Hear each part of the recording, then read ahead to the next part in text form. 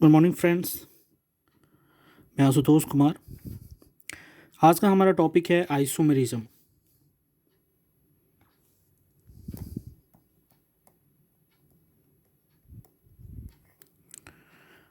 हम इसको शॉर्ट में पूरा करेंगे। बहुत ज़्यादा शॉर्ट भी नहीं होगा, स्लाइटली डीप भी रहेगा और सारे कॉन्सेप्ट्स को हम इंक्लूड करने की पूरी कोशिश करेंगे। तो चलिए स्टार्ट करते हैं। आइसोमेरिज्म आइसोमेरिज्म क्या होता है? Those compounds which have the same chemical formula, जिनके केमिकल फार्मूला सेम है बट डिफरेंट फिजिकल और केमिकल प्रॉपर्टीज़। डिफरेंस कहाँ आती है? डिफरेंस आती है प्रॉपर्टीज़ में, चाहे वो फिजिकल हो या केमिकल हो। फॉर्मूला सेम होगा। जैसे हमारे पास एक एग्जांपल है C3H8O एंड C3H8O, लेकिन इनका स्ट्रक्चर अगर हम देखें तो इस स्ट्रक्चर में ये अल्कोहल है और इस स्ट्रक्चर में ये हमारा ईथर है। फॉर्मूला सेम बट स्ट्रक्चर अलग। और फंक्शनल ग्रुप जो है वो कंपाउंड को स्पेसिफिक केमिकल और फिजिकल प्रॉपर्टीज़ देता है। तो इसका मतलब these two compounds have same formula but different chemical and physical properties। आगे बढ़ते हैं। जैसे कि ये रहा आइसोमेरिज्म, इसके कुछ डिविजन्स हैं। जैसे ये रहा आइसोमेरिज्म को हम कितने पार्टों में बांट सकते हैं: structural isomerism and stereo isomerism. Stereo isomerism के लिए हो गया geometrical, optical and conformational isomerism. अगर ये नहीं दिख रहा होगा कन्फॉर्मेशनल तो मैं इधर लिए लिख देता हूँ कन्फॉर्मेशनल आइसोमेरिज्म। तो हम मेनली यहाँ पे दो ग्रुप्स हमने यहाँ पे देखा कि स्ट्रक्चरल एंड स्टीरियो। स्टीरियो जो है वो स्पेस में जो अरेंजमेंट होते हैं, डिफरेंट 3D अरेंजमेंट्स में जो अंतर आते हैं उन्हें हम स्टीरियो बोलते हैं। और इसके तहत हम पढ़ेंगे ज्योमेट्रिकल, ऑप्टिकल एंड कन्फॉर्मेशनल, ये सबसे लास्ट में पढ़ेंगे। खैर, हमारा पहला टॉपिक है स्ट्रक्चरल आइसोमेरिज्म, इसको देखते हैं। तो स्ट्रक्चरल आइसोमेरिज्म क्या है? तो स्ट्रक्चरल आइसोमेरिज्म, जैसे कि आइसोमर है तो मॉलिक्यूलर फार्मूला तो सेम होगा। डिफरेंस क्या होगा? डिफरेंस होगा स्ट्रक्चर में, different structure, but molecular formula क्या होगा? सेम। तो ऐसे कंपाउंड जिनके मॉलिक्यूलर फार्मूला सेम है बट स्ट्रक्चर अलग हो, वो स्ट्रक्चरल आइसोमर कहलाएंगे। ठीक है। स्ट्रक्चरल आइसोमर में कौन कौन आते हैं? जैसे कि ये चेन आएंगे, पोजीशन आएंगे, फंक्शनल आएंगे, मेटामरिज्म आएगा, रिंग चेन आइसोमेरिज्म आएगा एंड फाइनली टोटोमेरिज्म आएगा। आगे देखते हैं।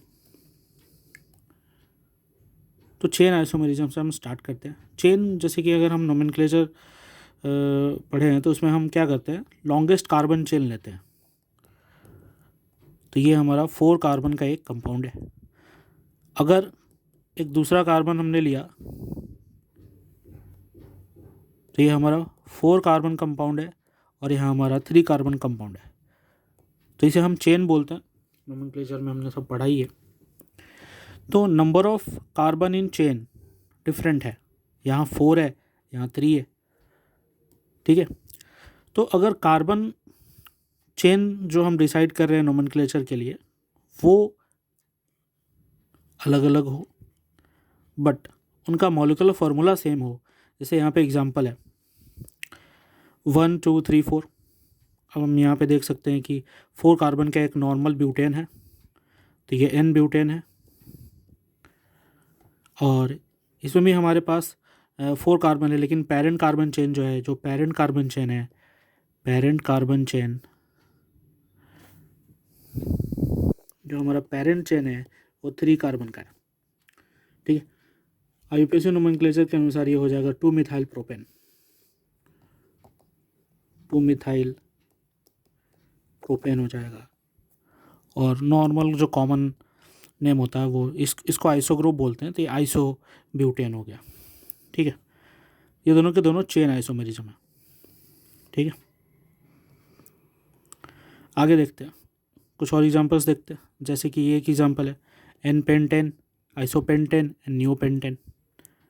एन पेंटेन यानी कि 5 कार्बन का चेन है, ये देखिए 4 कार्बन का चेन और एक मिथाइल ग्रुप लगा हुआ है।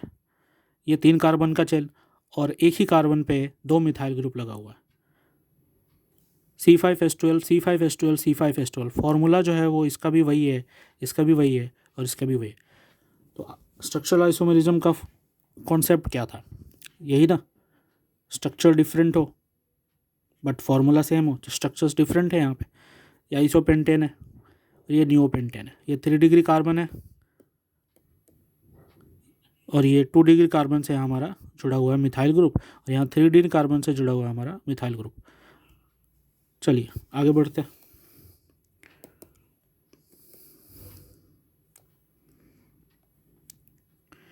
Position isomerism.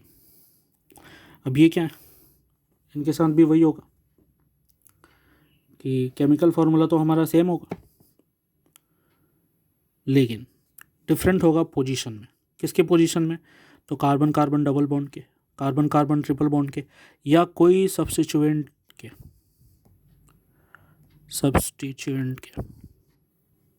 या कोई सब्स्टिट्यूएंट के, या फिर इस सब्स्टिट्यूएंट की जगह फंक्शनल ग्रुप भी हो सकता है। क्या हो सकता है? फंक्शनल ग्रुप भी हो सकता है। ये रहा। तो डिफरेंस कहाँ का है? डिफरेंस होना चाहिए carbon carbon double bond, carbon carbon triple bond, substituent या फिर कोई फंक्शनल ग्रुप का डिफरेंस हो। तो हम इसे पोजीशन आइसोमर, पोजीशन का डिफरेंस हो, अलग अलग पोजीशन पे लगे। एग्जांपल्स देखते हैं, बेहतर समझ में आएगा। ये रहा हमारा एग्जांपल। जैसे कि यहाँ पे 3 कार्बन का एक चेन है और लगा हुआ है एक अल्कोहल। 3 कार्बन का चेन है और लगा हुआ है अल्कोहल। यहाँ पे भी हमारा 3 कार्बन का चेन है और लगा हुआ है अल्कोहल, लेकिन अल्कोहल की पोजीशन अलग है। यहाँ पे अल्कोहल 1 डिग्री कार्बन से लगा है और यहाँ पे अल्कोहल 2 डिग्री कार्बन से लगा है। तो इनके पोजीशन में काफ़ी अंतर है, इसलिए हम इसे पोजीशन आइसोमेरिज्म की कैटेगरी में रखेंगे। यहाँ पे देख लेते हैं। यहाँ पे हमारा 4 कार्बन का एक चेन है, लेकिन यहाँ पे कार्बन कार्बन डबल बॉन्ड जो है वो 1 2 के बीच में लगा है और यहाँ पे कार्बन कार्बन डबल बॉन्ड जो है वो 2 और 3 के बीच में लगा है। रेस्ट केमिकल फार्मूला दोनों का C4H10 ही है, C4H8 है। तो ये दोनों क्या हो जाएंगे? पोजीशन आइसोमर हो जाएंगे। ये रहा, पोजीशन आइसोमर हो जाएंगे। लेकिन अगर इनमें चेन का अंतर आया, जैसे कि ये और ये A and C, इसमें चेन का अंतर आ रहा है। जैसे कि ये कार्बन जो है वो 4 कार्बन का चेन है और ये जो है वो 3 कार्बन का चेन है। कार्बन कार्बन डबल बॉन्ड यहाँ भी है और एक डबल बॉन्ड यहाँ भी है और यहाँ पे एक कार्बन सब्स्टिट्यूएंट के फॉर्म में, मिथाइल सब्स्टिट्यूएंट के फॉर्म में यूज हो रहा है।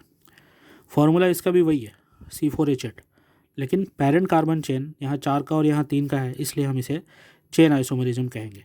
और यही रिलेशन इसके साथ भी है। यहाँ 3 कार्बन का पेरेंट चेन है और यहाँ 4 कार्बन का पेरेंट चेन है।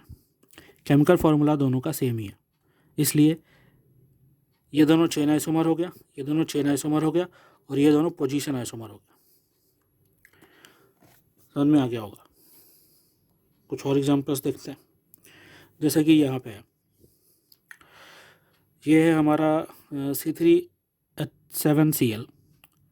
इसमें कार्बन, मेन कार्बन चेन जो है वो 3 कार्बन का है और इसमें जो मेन कार्बन चेन है वो 3 कार्बन का है।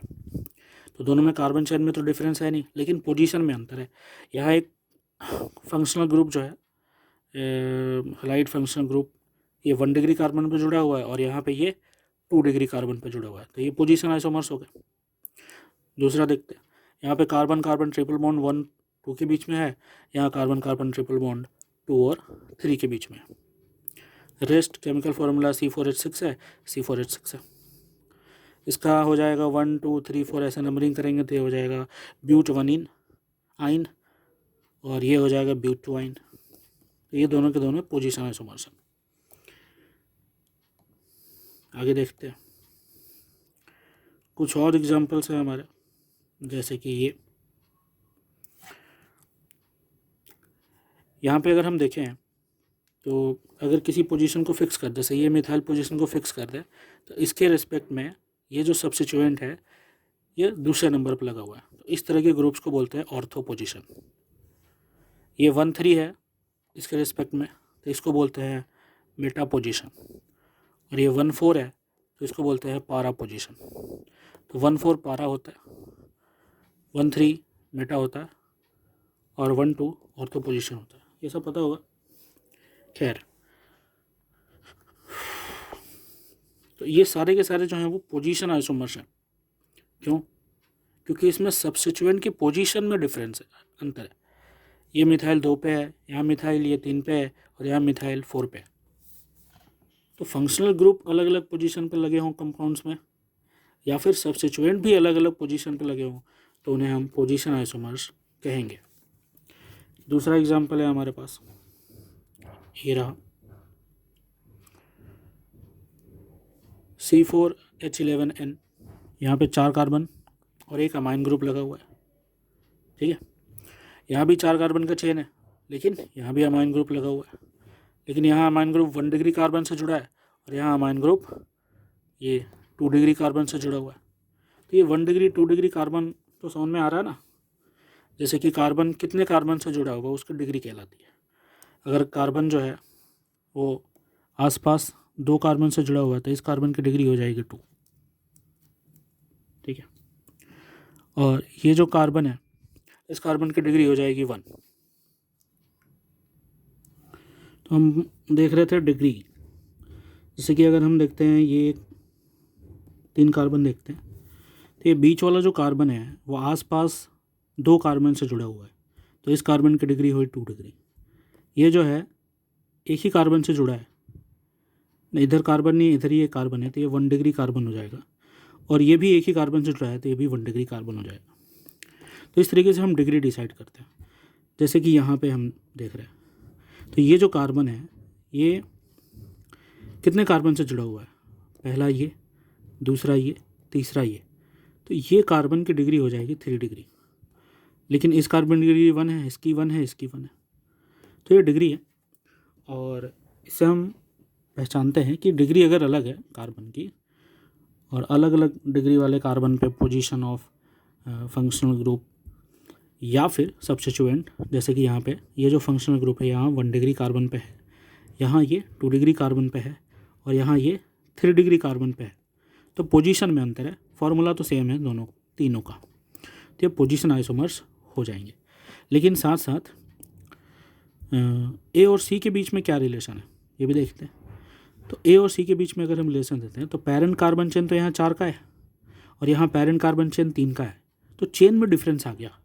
बाकी सब कुछ सेम है, चेन में डिफरेंस आ गया, तो ये दोनों जो हैं वो चेन आइसोमर कहलाएंगे, जैसे कि यहाँ लिखा हुआ है।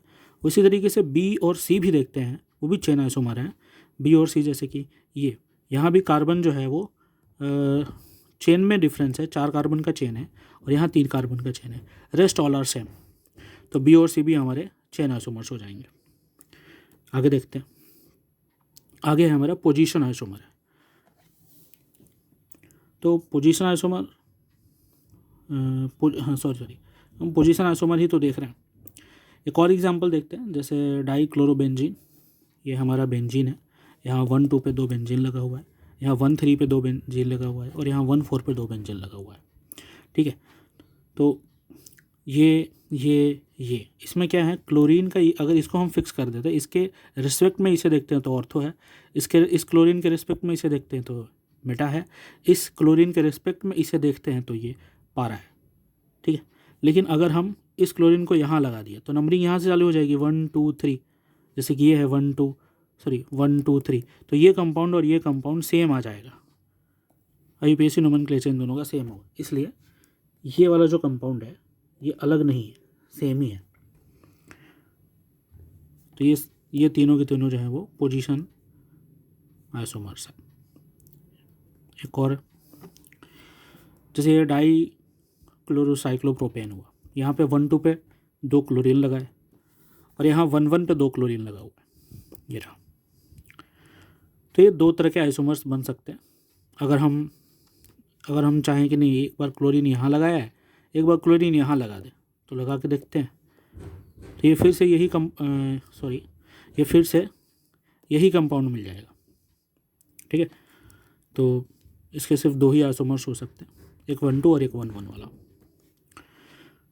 एक और है, उसे भी देख लेते हैं, जैसे कि ये है 1,2 डाई क्लोरो ब्यूटेन 1,3 डाइक्लोरोब्यूटेन और ये 1,1 डाइक्लोरोब्यूटेन, ये सभी आइसोमर्स हैं।